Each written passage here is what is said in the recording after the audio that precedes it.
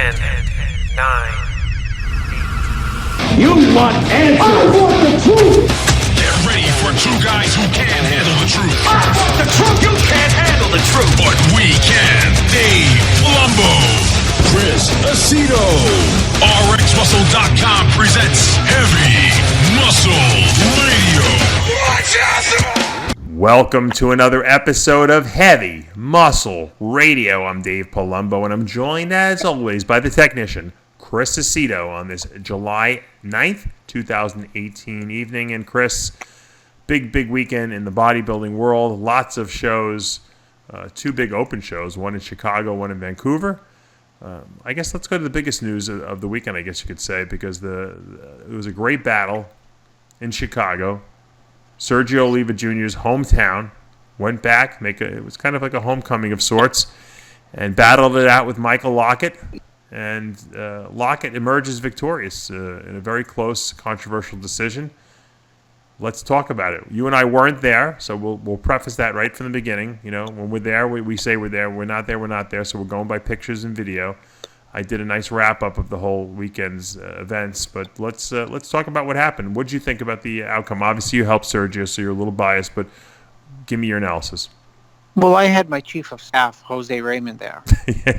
Yeah, well, what's with Jose going to all these shows all of a sudden? He's like because his wife is doing the shows, and he's also coaching people. So I heard that Jose was actually in both Vancouver and Chicago at the same time. He was spotted. Is that possible? No, that would have been in two places at once. I heard he holographically transported himself to Vancouver while he was in Chicago, so he was indeed spotted in both places. No, he was just in Chicago, and he prepped Justin Randall, and he prepped Michael Ergis. They looked great. And he prepped Lloyd Dollar, who was fourth in the 212. Yeah, he prepped Lloyd Dollar, who I thought looked fantastic. Yeah. Lloyd is from this right from Fort Myers, Cape Coral area where I am. That's right. And Jose was nice enough to go take a look at Sergio for me because I didn't go to the show. Right. And didn't it feel good to sit? Didn't it feel good to be home this weekend? I'm home every weekend. No, I know. I'm saying usually you are on the road a lot. You're like me now. You stopped traveling. Yeah, and I put an end to it. Stop the insanity. Put a kibosh. Well, I lost the power, Dave, as your father would say.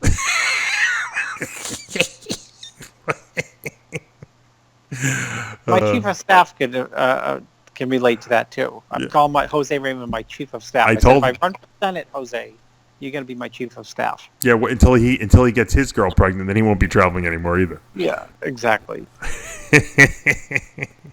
I wonder, it was funny because remember when Chad Nichols was banging out all those, top guys, back when Coleman was winning and Flex and Nasser, and all of a sudden he just disappeared. And I said, Chad, I don't see it at any shows anymore because I had kids, and I didn't understand what he was meant by that. I thought he just was like trying to be this good dad. You can't leave. You can't leave because if you do, you get divorced. No, well, you don't have time for like when people go to me like, "What are you doing?" Like I say, "Well, I can't even begin to start because I have kids." Yeah, it's hard to explain. But once they get a little older and they're in school and they get into the teens, and they don't. You know what it is? Because then they don't care. They don't even want to hang out with you anymore after that. Then you have a little more time. Chad has a little more time now. Now his kids are like grown up. I see him at a few more shows than he normally is. But I didn't understand it. Now I do. Completely understand. So get back to the Sergio versus the Lockette battle. Yeah. So Sergio came up 2 giant sets short. 2 meals, giant sets short. I think if he had to. No, but so. Anyways, I wasn't there. Jose had, Jose's pretty forthright. Not that it matters, but I mean, he has a 25-year eyeball, meaning he's a very good judge of what wins shows, and he was doing the play-by-play for me in terms of just text me what's going on in the show. And sure. He didn't say by any means it was a slam dunk for Sergio, but at no time did he think Sergio was losing. So it's just his opinion, So when I review the show, I'm going by pictures, of course, and video. But and I actually thought Lockette looked good in pictures and video, and I can see why he's got a freak factor going on. But according to Jose, Sergio was, quote, good enough to win that show. You know what the problem is? And I said this in my wrap-up. Sergio actually looks better in pictures, I think, sometimes. His body translates well into photographs and even into video. Lockette, because he's so charismatic on stage. In video, you can't take your eyes off him. In the pictures, he knows how to position his body very well. He has good body awareness. Lockette has the worst body awareness. He's not a good poser. He has no charisma on stage. But he's grainy, nasty, hard, and he's big. His upper body is huge. His legs, however, it's always been his Achilles heel. They're not good. They're hard. Don't get me wrong. And from behind, they're awesome. But from the front and the sides, they're shallow. The right leg is definitely got a problem. I think he's got a knee problem there. And that hurts him. Now, that's being super critical. He's still good enough to beat everyone there tonight. But I think that Sergio's legs are so good, because that's like his best body part, that to me, it overrides anything that Lockette's got going on in terms of, I mean, you can't judge a guy with no legs, against a guy who's got the best legs, on stage. It's very difficult. But once again, we weren't there. So, Lockette's graininess might have really translated well if you're sitting in that front row. It might have had a lot more wow factor than Sergio's charisma or Sergio's legs. I don't know. It's hard, for us to make that call. Yeah, I mean, so that's why I preface it with, I defer to Jose's opinion. You put Sergio and Lockette on the Olympia stage, Sergio blows his doors off. Why? That's such interesting. You know what? Because there's other guys that you're comparing them against, and Sergio stacks up very well against the rest of the lineup. It's just when it's Lockette and him, you start saying, well, maybe Lockette's a little harder and grainier, and he's got freak factor from behind, So, Dave, you're literally like the fourth person in the last few hours who have said, well, Sergio should just qualify for the Olympia because he's not going to be in the first call-out, but, he'll get a look somewhere down, somewhere in that. He could be a top 10 Olympian, Sergio. Yeah, that's exactly what I agree. I love to watch him pose, man. What a performance he puts on. So unconventional the way he hits some of his With shots. the routine? When Jose had taken a video of his routine and sent it to me, and I got dizzy. I didn't know what was going on. Yeah. It was like Phantom of the Opera on crack. I almost think he was a little too excited, don't you? Well, no, Jose said it's the kookiest routine that only works for him. Oh, yeah, no one else can pull that off. No one. But and that's the crazy thing, because Lockette's like he's not like an entertaining poser. You just look at him because he's so freaky hard, Yeah. And Lockette does have a very interesting resemblance to Lee Haney, doesn't he? In terms of facially. Yeah, he's got some vague resemblance. Maybe people say that's racist. Dave's a racist. Maybe dentally he does. No, they got that like same smile, don't you think? Yeah. Boy, I said dentally. Yeah. They had the little bit of gap tooth, but they made that up. But they have a very similar smile, I don't know. I ever since I saw Lockette first compete, I thought of him and Haney looking very much alike. Yeah, there's some resemblance there. But he's good. Lockette's good. You can't take anything away from the guy. Look, I remember when this guy did the Team Universe back in the day, and he, that was a drug-tested show back then. He won it. He didn't even take the pro card. He turned it down. And that's Boston Lloyd's. By the way, Boston Lloyd's dream in life is to win the pro card and turn it down. That's. He told me what he's going to do when he turns 30. I said, well, if you live to 30, I said, then maybe you can do that. I said, but you have to win the pro card first. Lockette won the pro card. Everyone said there's no way the guy's natural. And Dave Lieberman had him in the Natural Ohio show like a couple weeks earlier, or maybe the year before that, and they drug tested him because they always drug test that show, and he was 100% natural. He passed the Team Universe drug test, so he was a natural freak. The following year, he did the NPC Junior Nationals, if you remember, and he won that overall. And then he disappeared. Like no one knew what happened to him. I think he might have done the Nationals or something. But then he disappeared. He was hot. He was like second at the Nationals, and then he came back at like 10 years later or something like that. If you remember at the North American where Akeem won, he was second. in that return. And then the fall, I think the Nationals later that year, he got his pro card. But he's just a genetic freak, the guy. He always walks around with striated glutes. He's got those freaky calves. The only black guy I know with crazy calves.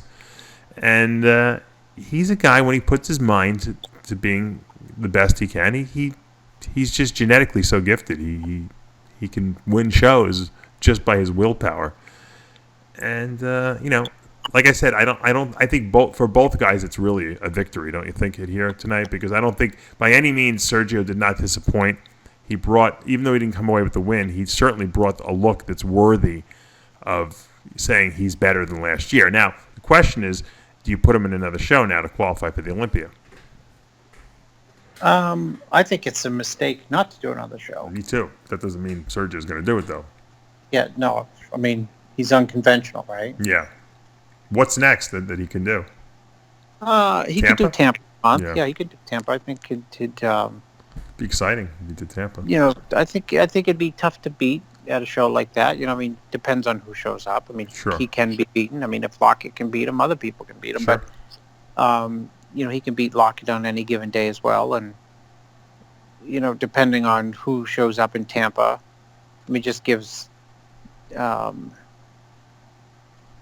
another 4 weeks to fine tune his physique and go back to the giant sets. And what would you have liked to seen better? Giant sets. What would you have liked to seen better on Sergio? Conditioning? He could be a little bit harder, but I have to say, that's why I did post. I mean, I sent pictures to you of the way he looked. I mean, he was in great condition. Yeah, I was pretty impressed. You're just looking at garbage Chicago lighting. Mm-hmm. Meaning everyone looks completely washed out. Yeah. And it's kind of like it's probably one step. It's just, I don't want to compare it to another show to insult the promoter, but just the lighting, I don't know if it's lit for the show and not for photography, but you look at pictures of people and everyone looks washed out. No one looks like really hard. It's a little overlit, if anything. Yeah. Which works to Lockett's advantage because he's very dark. I knew you were going to say that. It's the truth. It does. It's the truth. Yeah. Very dark. He never looks washed out. So dark. So we'll see. He's got good skin color. Very good skin color. Haney had the good skin color. That's another thing they have the similar skin color to each other. Well, that one's the obvious one. Haney always had great coloring on stage. I always remember that. Looking at those Olympia pictures, studying those Muscle and Fitness and Flex magazines, I'm like, man, fucking Haney's got great coloring on stage. Yeah, I'm sure he tanned in those days, regular tanning. Oh, yeah, absolutely. Suntan. He probably suntanned. I'm sure. We suntanned back then, Dave. We were hardcore. We suntanned. Well, I've heard a lot of, Flex Wheels used to say, because black guys got to tan. You can't, otherwise you look gray on stage, You got to suntan. No, you got to be dark. Yeah. Justin Rodriguez, third place. Give me your analysis. Continues to improve. I think, what that means is not only show to show, but year to year. I don't think he looks that hard here, to tell you the truth. I think he's trying to come in too. I think he's trying to come in too big. Another one washed out here. You think so? I think it's just the light. All right, I'll take your word. Really? Yeah, I mean, he looks like. He looks good in the pictures, but Sergio looks like good in the pictures, and Lockette looks like good in the pictures. So it's hard to tell. Right? Yeah, no, you're right. I'm looking at the pictures on NPC News, and I guess you're right. You can see he's got a lot of good conditioning. Yeah, but who knows? You're probably right. It looks like it's overlit the stage. That's exactly what it looks like to me. I think Justin's put on a lot of muscle very quickly, and I think it's going to take him some time to kind of solidify all the gains. Yeah, the key words is right there. Solidify the gains. You can gain muscle and you can gain quality muscle, but just to really hone it down and make it look like a rock, it still takes time. So I guess in a sense, Sergio wins the war between him and Justin, that they had going on Instagram, right?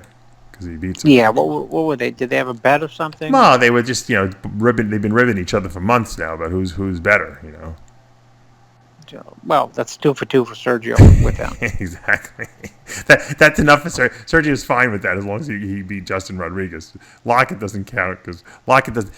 I can't even get a phone number for Lockett. I can't find any way to get in touch with this guy. There is only one quasi controversial issue with the show. What? Besides the terrible lighting. The first call out, of course, had Lockett and Sergio in there. Right. And then they put those guys back. Right? Mm-hmm. And then they never compared them in prejudging, even though they put them back. Right. They didn't have like a final call out? No, and they didn't do it at night either. Wow, that's weird, right? It's weird. The audience would have gone nuts for that. Yeah. Interesting. It is kind of weird. Here, I'll dissect it. I'll dissect it. Dissect it just to play. This is just for fun. This is not like factual. Mm-hmm. But Sergio, whose legs are better, Sergio's or Lockett's? Sergio, obviously. Okay. Whose legs are better? Justin's or Lockett's? No, Lockett's or Juan Morel. Probably. I don't know. It's close. Okay, Might be Lockett. Whose upper body's better? Juan's definitely. Okay. Did Sergio beat Juan last year? Absolutely. And Sergio can't beat Lockett. Yeah, I know what you're saying. That's true. Just, Juan wasn't as good last year. I don't even believe what I just said. Yeah, it's a very hard the comparison. That's to called make, an internet analysis. Yeah, exactly. Well, that's a bro science analysis. Yeah, if A is bigger than B, then B is bigger than C. It's like modus tollens, right? Isn't that what the law of modus tollens? If A is to B and then B is to C, then A is to C. Here's another interesting one. At last year's New York Pro, the last call out of prejudging, they didn't do a last call out of prejudging De La Rosa versus Sergio. They put them back. Right. And they saved that for the night show. Right. But it was exciting in the night show, too. Yeah. So this year at a different show, Chicago, Sergio's in there, and he's competing against Lockett, and they put those two back in prejudging, but they don't bring them out. So you think, okay, they're going to do like New York, and they're going to save that for the night show. Maybe they're mad that Sergio moved away from Chicago. I don't know. You know, like when LeBron James left Cleveland, everyone was pissed off at him, because he went to Miami. Yeah. Now he's off. You see, he got $154 million. Yeah. He's off to 4 LA. years in L.A. The Lakers. He'll make them a fortune. It's worth every penny because in L.A., those people will pay big bucks to go see him every single game. Yeah. Jack Nicholson to be there in the front row. The funny thing is, I think someone broke it down on Instagram, like how many he's like making like $163 a second or something like that. It breaks down to not every second he's on the court. It's $163. Crazy, right? Yeah. That's a good salary, And that doesn't even include all like his Nike contracts and all that other stuff he's making. Of course, that's just for playing basketball. I love when if you remember when LeBron came out of high school, he went right to the pros, and everyone was like, big mistake, and this guy will burn out, and he'll never make it. Was he driving a Hummer in high school? Who knows? I don't know, but he said, "Fuck it, I want to make money. I don't need to go to college. I don't want to go. I don't even want to go to college." He goes, "I want to make money." Are you supposed to go to college to learn how to make money? So what is the point? He could have gotten injured in college. Who the hell knows? And he would have never made a penny. So he went right to the NBA. He would have had that all-important degree, though. Yeah, well, he could buy 40 degrees with the money he's got. But so yeah, I mean, sometimes you got to take a risk in life, and he must have had people advising him and said, "Fuck you, man, you could play in the pros now. I mean, even if it takes you a couple of years to really come into your own." That's why he's not. What is he like? Is he in his late 30s now, or something like that? I don't even know. He probably has another couple of good years under his belt, I'm sure. Oh, easy. At least 4 more. LA's banking on that. So, 4th place, Sergey Kuliev. What'd you think about him? You had mentioned him to me, and I thought it was all right. I really thought it was a 3-man show, to be honest with you, but here's a guy that kind of comes out of nowhere. I like to mention new names. I mean, he was good. He was very hard. Very hard. Maybe not under that Chicago lighting, he looked hard, but Yeah. he was hard and dense and complete, big back and super striated glutes. Good width. New guy, new face. So I mean, it's to come from Russia, right? Yeah. And Plays top 5 at a pro show. First pro show is a big accomplishment. What about Brad Rowe sneaking into that top 5 there? He won't go away. This guy, he just doesn't quit. Brad should get an award for least. He should get 2 awards: consistency. Of course, 3 awards: effort, but consistency, and then he should get a special award for just never coming in out of shape. He's got the best legs on stage. There's no doubt about that. His conditioning is second to none. He's got a small waist. He's got a good vacuum. He's got probably the smallest arms in the pro ranks that I've ever seen. Well, he needs to muffin them up. Yeah, do something to him because his But right arm even- is literally the worst pro arm I've seen, and that's not insulting Brad because I like him. He's a good guy, and like I said, he has the best legs on stage without a doubt. But his arm, let's face it, arms are really important in the pros. Yeah, for sure. That's why they're always people jimmying him up. Yeah. He was better here than Yeah, his conditioning was like superb. New York than a month ago. Much the best we've seen. Fuller and harder than he's been in the last, Yeah. say, 2 years. Absolutely. So, Kevin Jordan, 6th. Just what's your assessment of him? Here's a guy who people were saying, about the next coming of Jesus Christ here in the bodybuilding world. And he never really has produced what we hoped. good, very good condition. I think he needs maybe he just needs to do one of those, blow it up, get fat, and go to 300. He tried that already with Chad, and it didn't work too well. Yeah, it didn't work too well. He had to lose 60 pounds. You made fun of him, in fact, that he had to lose 60 did pounds. I? See, I have a terrible. See, it's my dementia kicking in. Did I say that? Yes, we talked to it because Chad had him up to Right. 320 or something like that. What did I say? 310. Yeah, I think that's exactly what Chad had. I was 10 pounds off with Kevin Jordan and 3 giant sets off with Sergio. He needs more muscle. That's all there is. He's a big guy. He's a tall guy. I don't know. But didn't he say he doesn't train hard by his own admission? This was a couple years ago, though. He might. Yeah, when you interviewed him Yeah. at the national. Well, Brad beat him. I think that's the first time Brad's beaten him. I think maybe Kevin Jordan should go to Kuwait. Yeah, they'd probably get him to 440. Yeah, 440. He might need it. Maybe he needs to be sequestered over there with the Camel crew. You never know. All right, let's talk about the 212 division. Your boy Craig Richardson wins that. Finally, they give this guy a victory here in a qualification for the Olympics. Yeah, he's not taken. He won Chicago a couple years ago when De La Rosa won. Yeah. And I thought the stars were lining up because he won, and De La Rosa won 2 or 3 years ago, and that's the year I helped De La Rosa. Mm-hmm. And when Craig won, Craig said, Sergio's going to win. And I said, don't jinx it. Yeah. But anyhow, Craig did win, and apparently, unbeknownst to me, he's definitely not doing the Olympia. Why not? Why would he do all these shows and then not do the Olympia after he qualifies? Well, he only did 2 shows. Right, but I'm assuming he did the second show because he wanted to qualify for the Olympia. No, well, he just wanted to get the win. Oh, so he was just looking for some money, basically.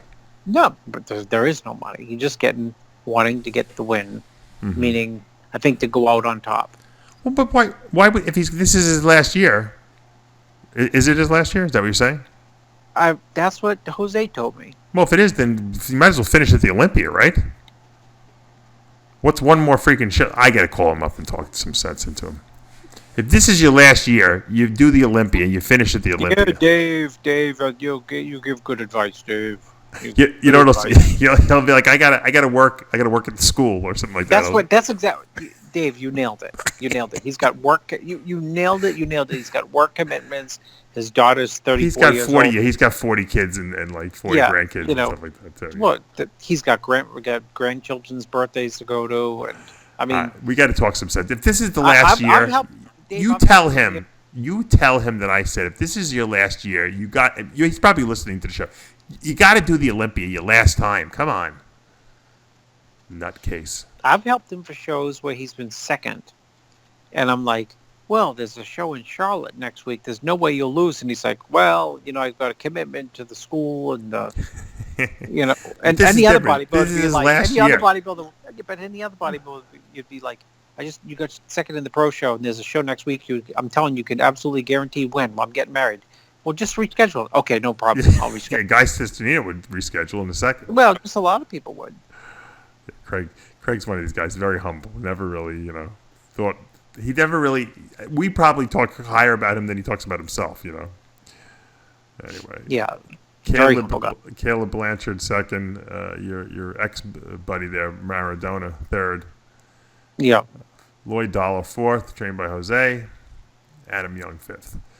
So, good lineup. And... Farnsworth was in the lineup. What happened to him? 13th place. What place? 13th. Yeah. Big. I mean, you got people like... I told Farnsworth to stay in that men's classic physique division, but he didn't want to do it. He wanted to go back to bodybuilding. He probably would have been top 5 here. Classic. Let's talk about classic. Wesley Vissers. The next Arnold. I got to tell you, I look at this guy's pictures, I see Arnold. I do.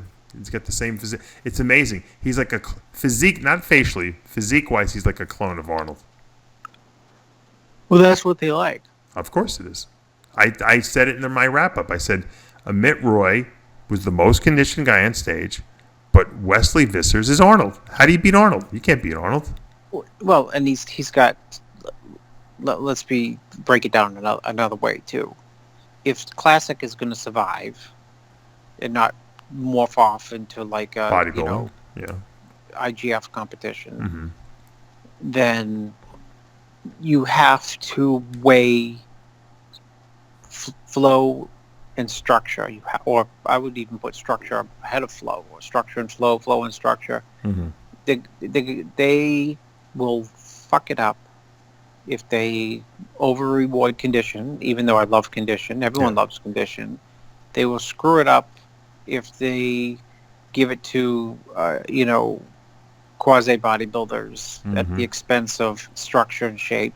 You have to fight to keep structure, flow, and shape as the headliners. It's like, okay, everything you need to know about what was incredible about female bodybuilding, all you need to do is think Linda Murray or Corey Everson.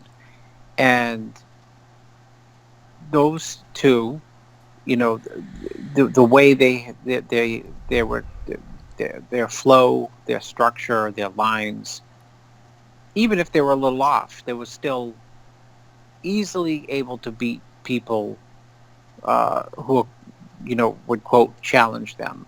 Sure. And I think that's what needs to be implemented and forced down people's throats no matter what. And unfortunately, people are going to do this. Purists will say like, oh, he's not hard enough, and oh, he's just lazy, he's just going on his God-given structure. Well, if it's got to be a God-given class, then it's a God-given class. Here's, you just need to, and that's no dig. So it comes back to this.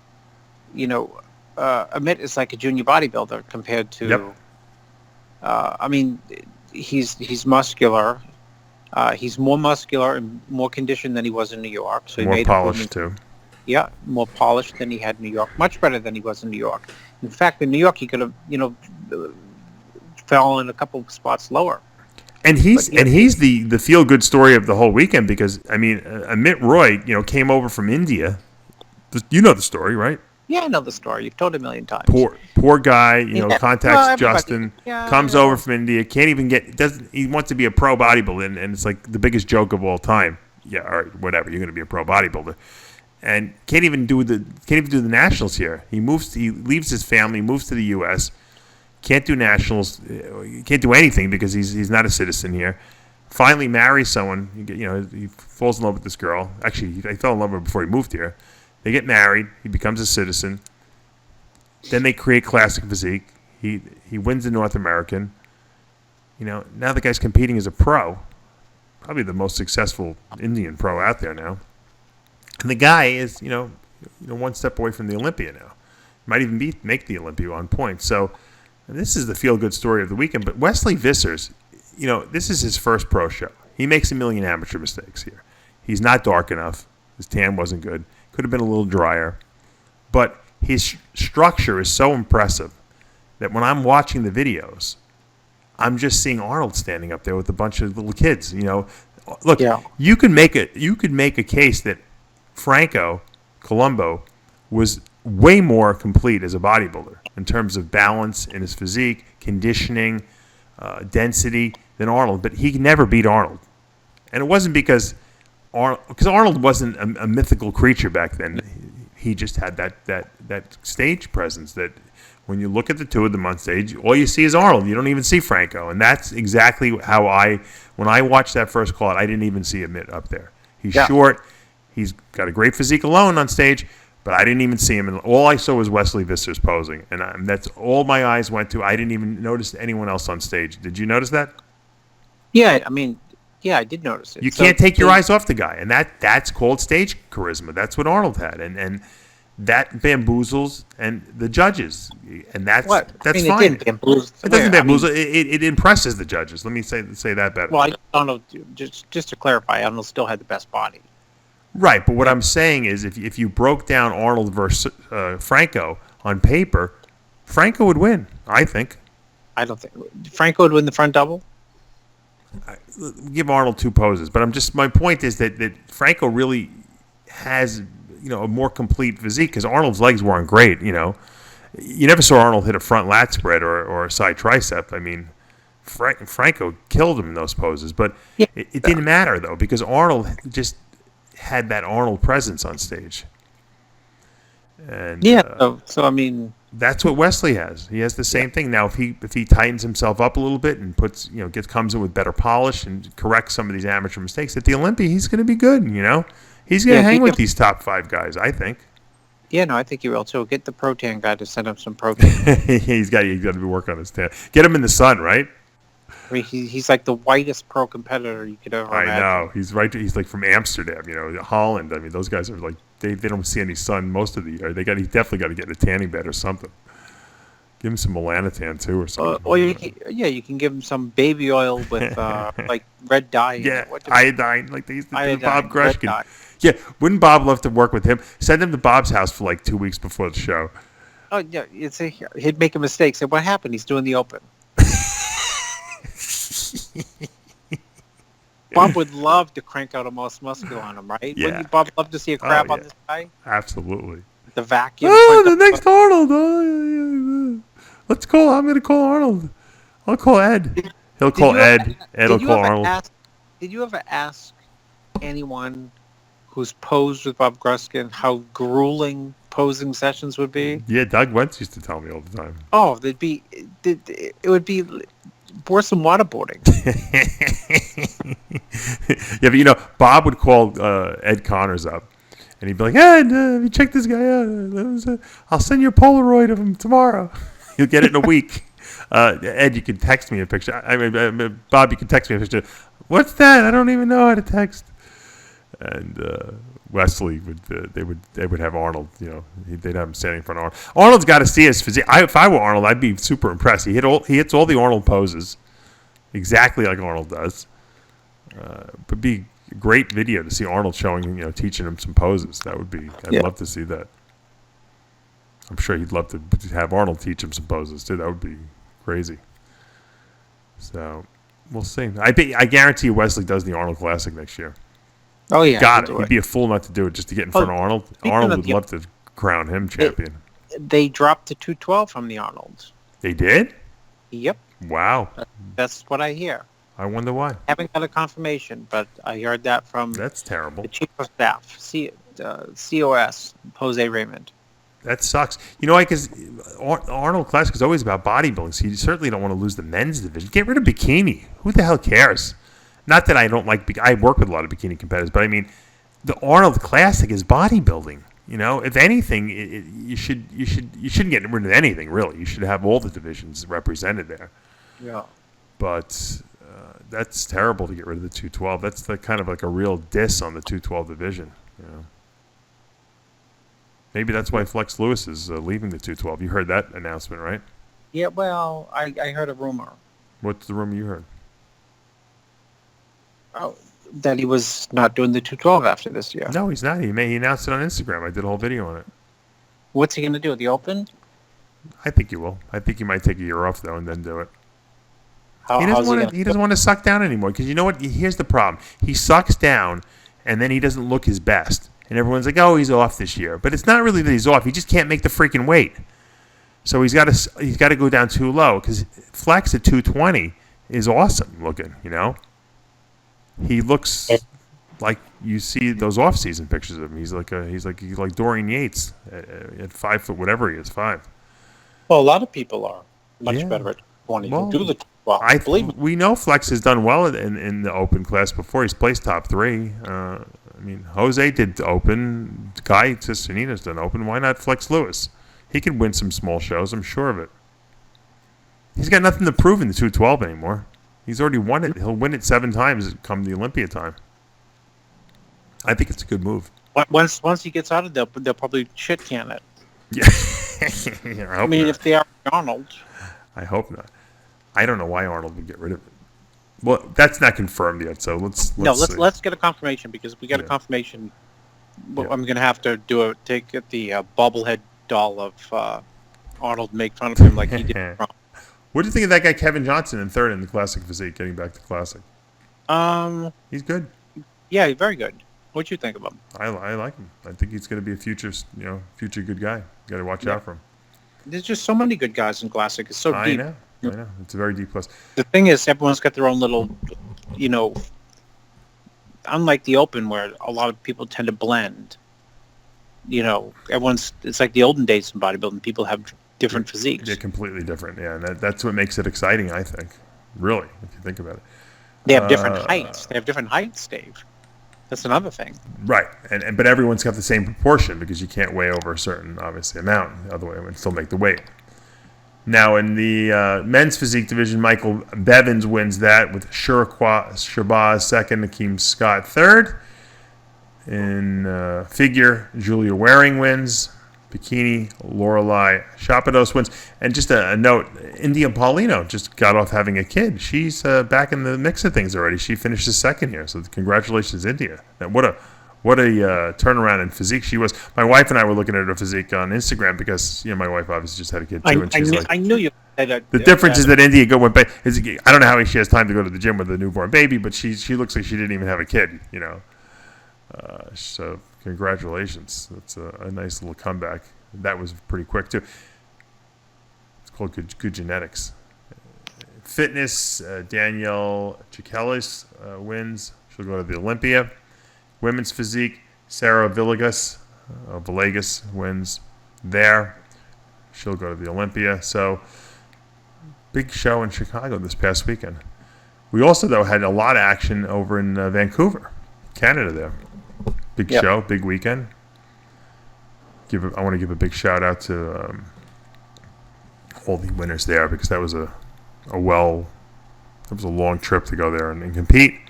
And my thing is, how do you pick where do you go? That's pretty crazy, right? Compared to what's geographic? Well, you could have gone to Chicago. A lot of people went to Vancouver. I guess it was it was a strategic move. I actually helped the guy who won the overall amateur there, Brandon Regier or Regier. He wins that, gets his pro card. So congratulations to Brandon. Yes. Let's talk about the Open. Men's, whenever you split a lineup, which is what they did basically, some people went to Chicago, some people went to Vancouver. I don't know how do you decide, but there were a lot of Canadians, obviously, who did the Vancouver, which was a smart move on their part.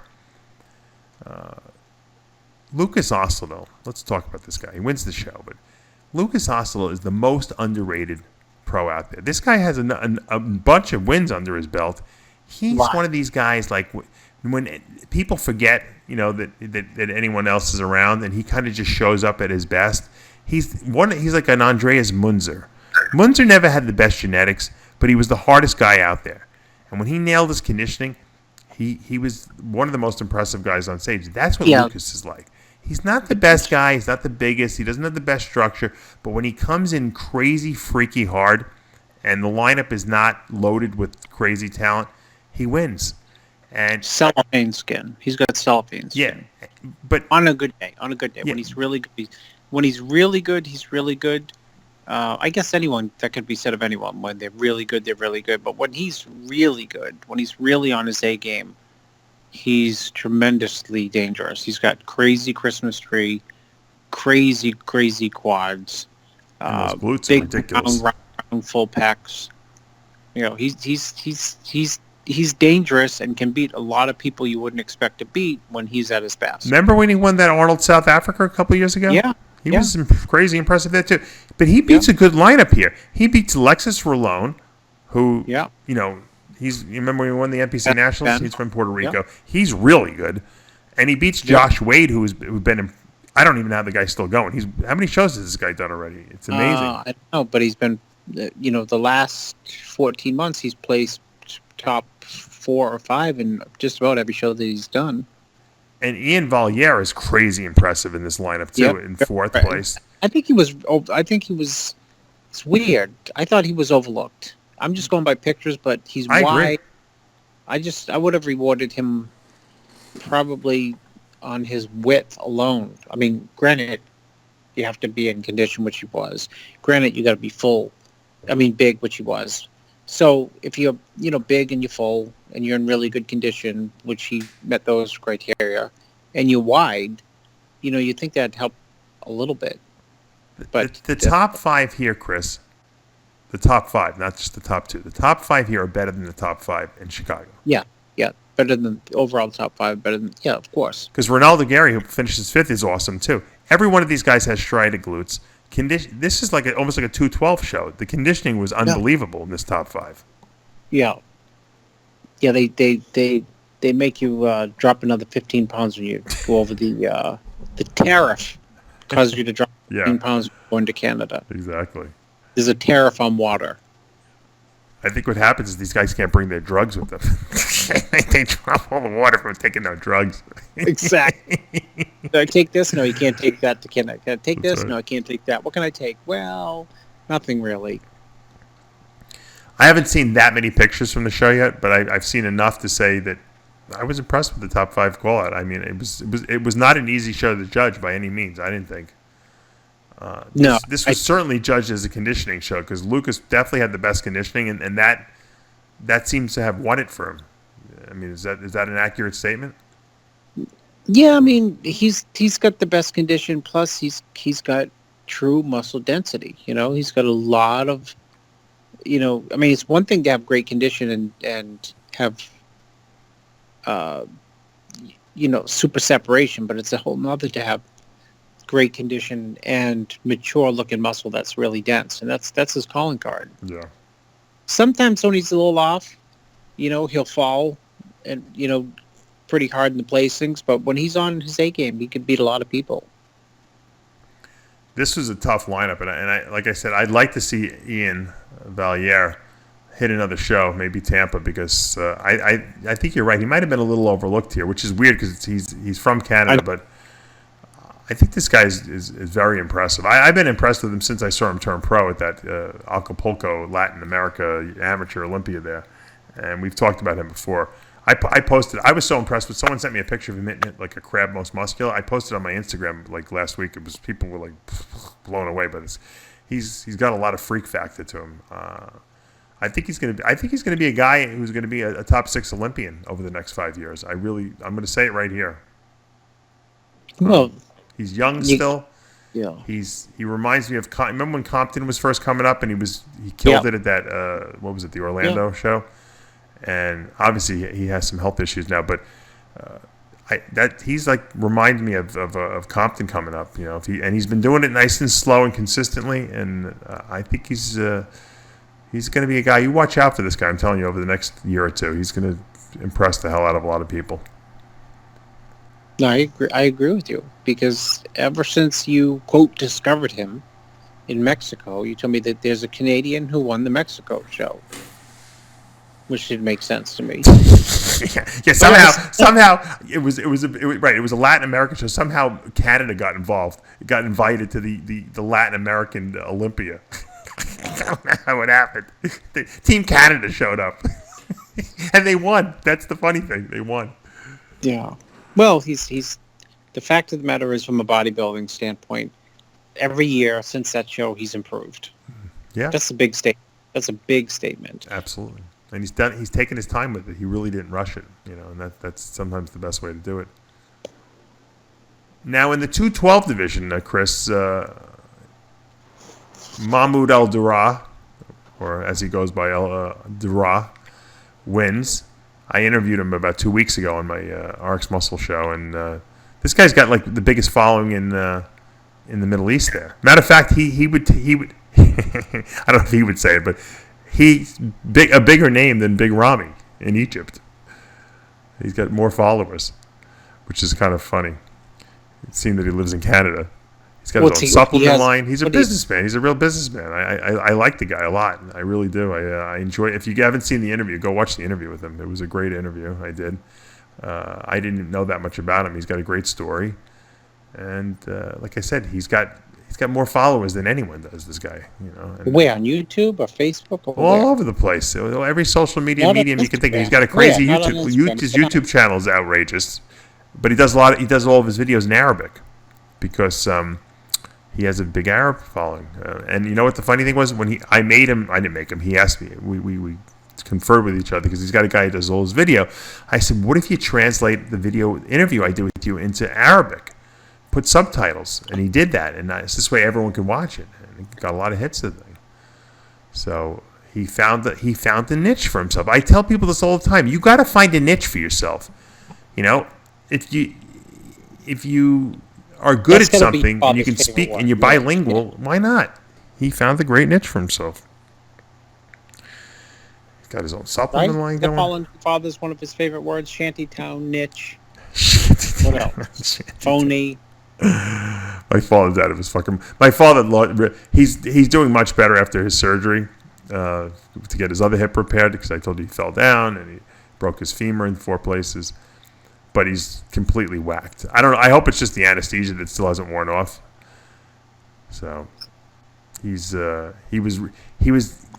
talking about flying and that he has the ability to fly. He has to push his hands together. I said, "What do you mean, like the most muscular pose?" I did a most muscular. He goes, "Yes, yeah. You push my hands together, I fly." Then he's telling me about this. He's telling me about this company, and I'm like, "What the fuck is he talking about?" Then I realized, after 20 minutes of him telling me about this company and where they're manufactured and what they're producing, the products they're producing, I'm like, what the fuck is he talking about? I realize he's reading the little like meal replacement thing they gave him. He's reading the carton of it, and then he's talking about this gym, and I don't know where he's getting this gym from. And then I realize he's reading my shirt. I was wearing a shirt from some flex gym that someone had sent me, and he's reading all the words on it over and over, repetitively.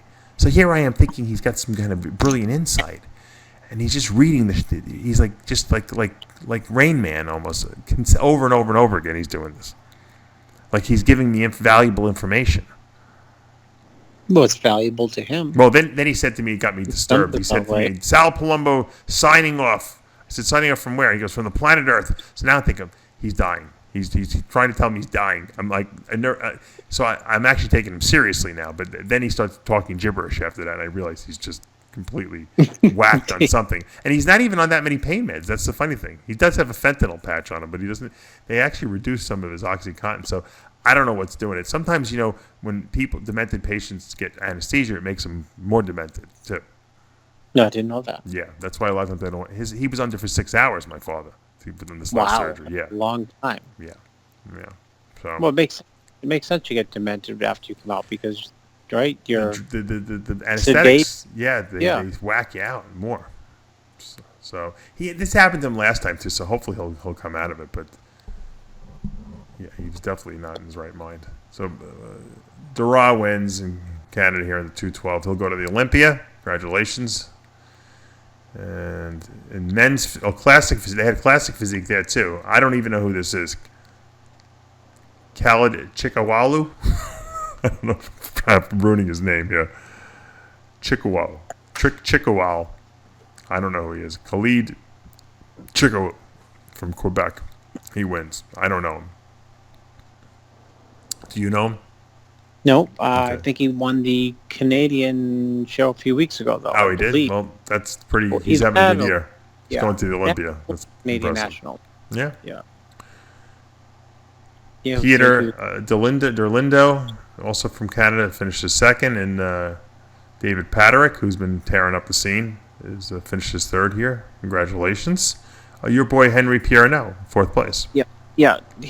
We've given him the award for fastest prep, which means total off-season days 0. Oh, and he had another bad off-season? Total off-season days 0. He just decided at I think it's he documents it on his Instagram. I think 8 weeks out. Ugh. Like I haven't trained for 50 weeks. That takes balls to do that, doesn't it? Well, 40 weeks, and I'm gonna do classic. So here I go. So that means he just has to. Well, he did a 56-day prep. Wow. Well, that tells you the genetics he's After got. not training at all. Yeah. None. I was thinking that coming out of the grocery store today. I was thinking the genetics on him, in that he did a 56-day prep, meaning he probably had 14 days to try to put on some muscle, and then the rest to try to burn off that baby fat. Mm-hmm. Yeah. Israel Dominguez wins men's physique from Mexico. Congratulations. I wonder if that's the first Mexican guy going to be in on the Olympia stage in men's physique. I bet you it is. Shahin Zolfagari from Iran. I guess the Iranians can go to Canada. They can't go to the U.S., though. He finishes in second. Third place, Long Wu from China. Good physique. Zach Savoy, fourth.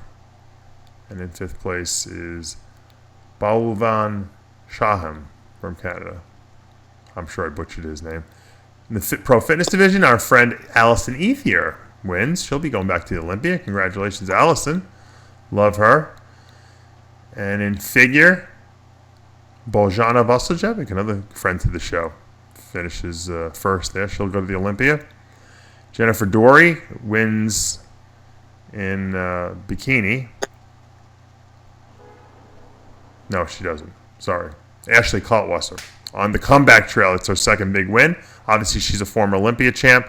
She won in Colorado. Now she wins here. I think the comeback is complete. We'll see her on the Olympia stage. Will she regain the title? We'll find out. Women's physique. I was just saying to you before the show started, I don't know anyone in women's physique anymore. It's weird that we have so many new competitors. Alyssa Copolino from Canada wins. Congratulations. And she'll go to the Olympia. So, big show in Canada this past weekend. Congratulations to all the winners and everyone going to the Olympia, except for the only person who qualified this week to go to the Olympia and who won't be going is Craig Richardson. How stupid does that sound? How stupid is Craig? He's retiring this year and he's not going to the Olympia. Well, the flip side is someone may say in 5 years, how brilliant is Craig? He went out on top. That's true. And they'll say, well, what do you mean? They'll say, well, the last pro show that he did, he qualified for the Olympia. The problem is no one will ever remember that because it's not a real exciting statistic, you know. Johnny Jackson's last final statistic was great because he won that Arnold. What was it? The Arnold South Africa, something like that. And then he did do the Olympia, but at least he got to go to the Olympia and make a speech on stage. I'm sure if Craig goes to the Olympia, they'll let him get up there and say thank you to my fans. I've been competing for 600 years, and I want to just thank everyone for all the support. I mean, you get to say it in front of the Olympia crowd. Don't you think that that's something prestigious? No comment? No comment. I'm Okay. just trying to think of I don't have a comment. Okay. How's that? That is the comment. Yeah. We remember we talked about a couple weeks ago about Jeff King, Yes. and we were trying to figure out why he didn't get the pro card. John Hansen is a true crazy fan of bodybuilding because he broke it down for you, and I said you got to read that. I don't think that was that. Oh, that was John Hansen who wrote that, right? Yeah, of course. Only John would know that stuff. That he clarified. Should I just say it? Yeah. I'll read the explanation.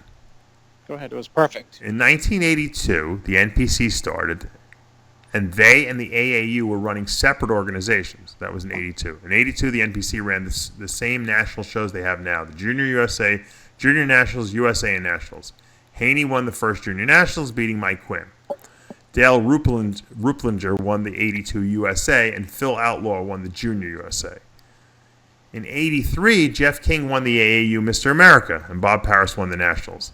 The only way to get a pro card in the early 80s was to win your weight class at the Nationals and then win your class at the IFBB Mr. Universe, also known as the World Amateur Championships.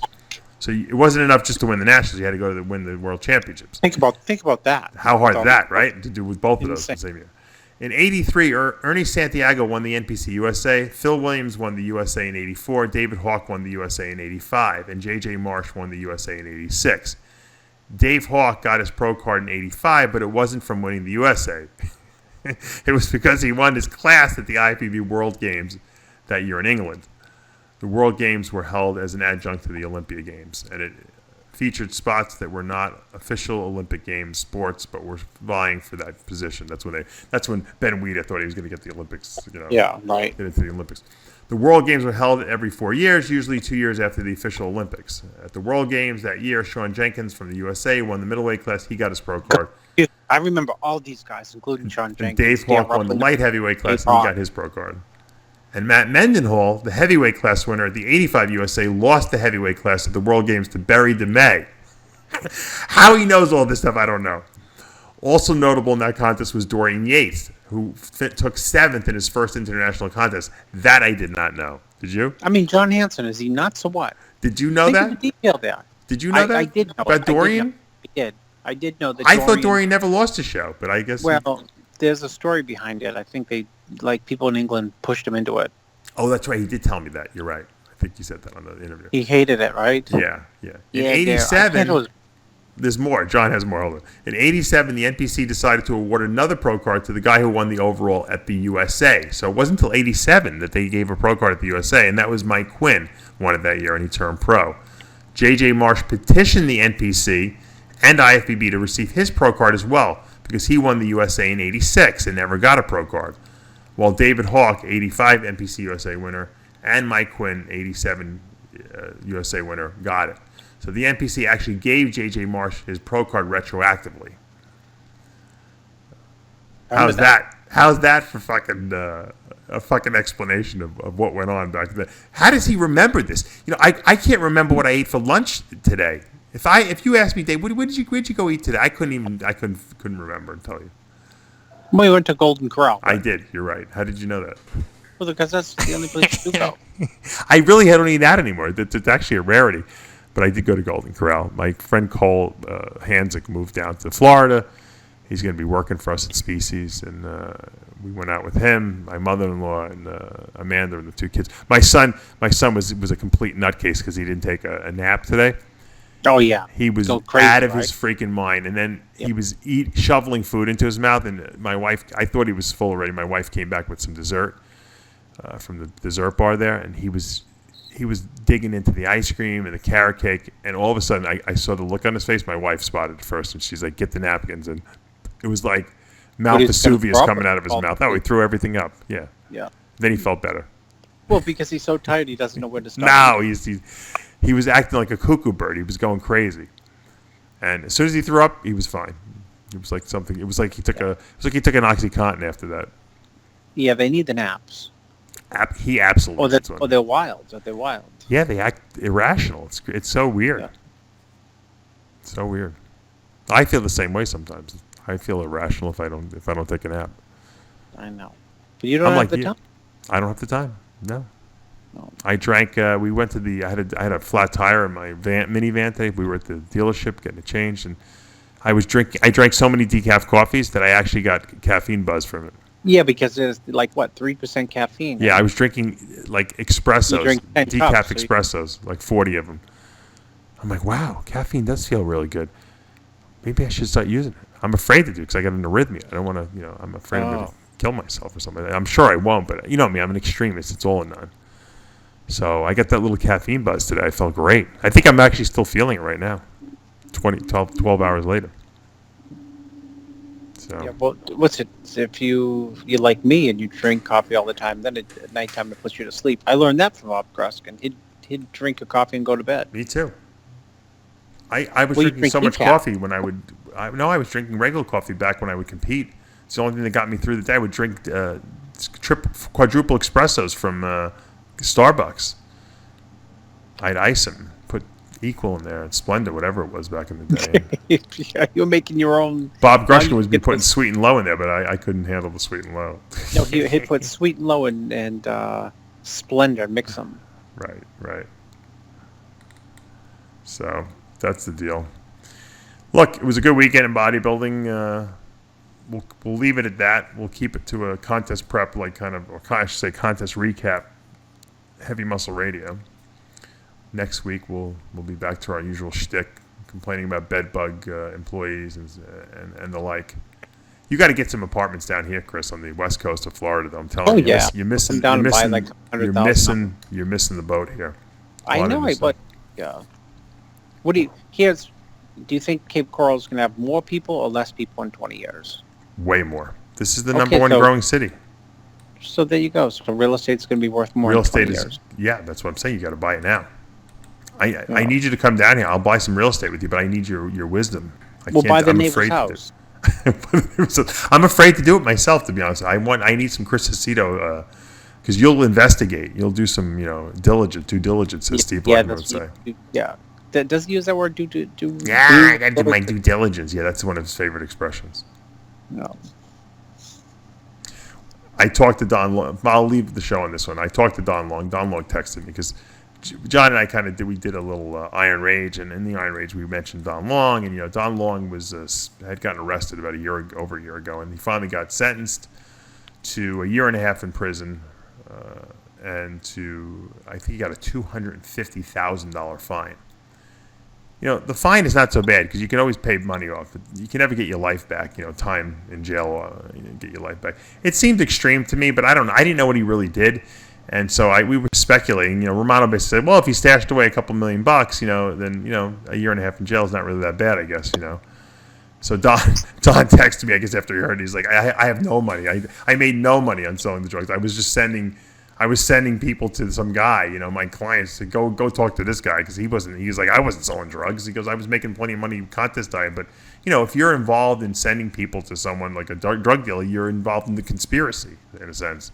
And I guess they felt that Don was a big name and they wanted a headline. And unfortunately, at his expense, at whatever he is, 51 years old, and he just has a newborn kid like I do, it's going to be very inconvenient, obviously, to go to prison. The irony of the whole thing is, why would you give someone a $250,000 fine if you're sending them to jail? How the hell are they going to pay off the fine if they can't work?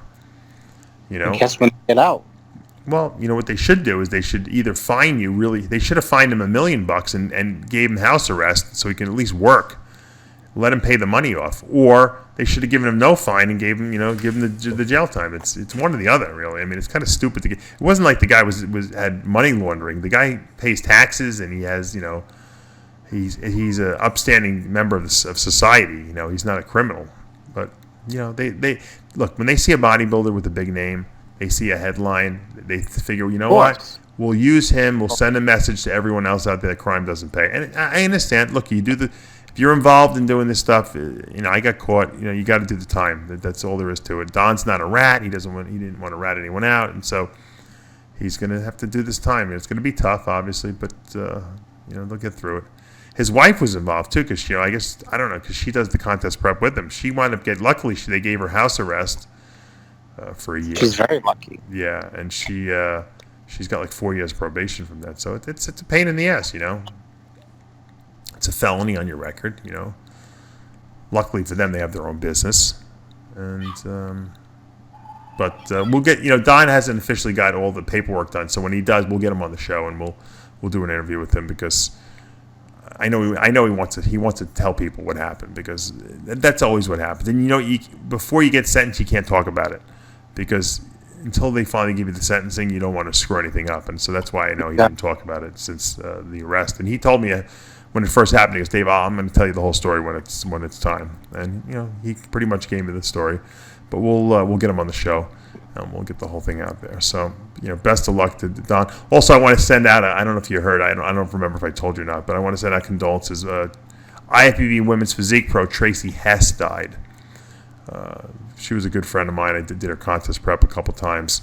She was driving with her husband Steve Webster, and she was driving the car behind him. And all of a sudden, they came to a stoplight, and the car kind of kept rolling and hit a pole or something like that. He got out. She was like having a seizure or something like that. He punched his hand through the windshield, through the side window. Got her out, tried to get her out of the car. Wow. I guess she fell forward and then stepped on the accelerator, and the car rolled another 50, 100 feet into a tree. The paramedics came. They revived her, but I think she had brain swelling. I don't think there's an official cause of death yet. It's a terrible thing. She had kids. She was in her early 50s, and it's just one of these tragic, passings that you can't even explain. I don't know. She was a great person. I saw the picture on your Instagram account. Okay. Yeah, she's. They were in my studio. Ironically enough, if you look in the picture there, you'll see Steve, our husband, her, and it was me, and then there was my friend Cole. Cole was in the back. He was young still. He was a young kid there, and it's pretty funny. It was a while ago, and it makes me sad. I saw the picture, and Kevin Grech actually sent me the picture. I was going to post the same picture anyway, but I was shocked. Yeah, it's terrible when you hear something like that happen. And she was prepping, I think, for her last show, another one who was going to retire, another Craig Richardson. Maybe Craig figures, you know what? Why should I press my luck at this point? I'll go out on top, like you said. I don't need to. That's what I said. It's a good feeling to be able to look back and say, or remember. Yeah. What show did you do in 2016 or 2018 or 2000 whatever? Yep. And you say whatever, you reply what show you did, and I got the win.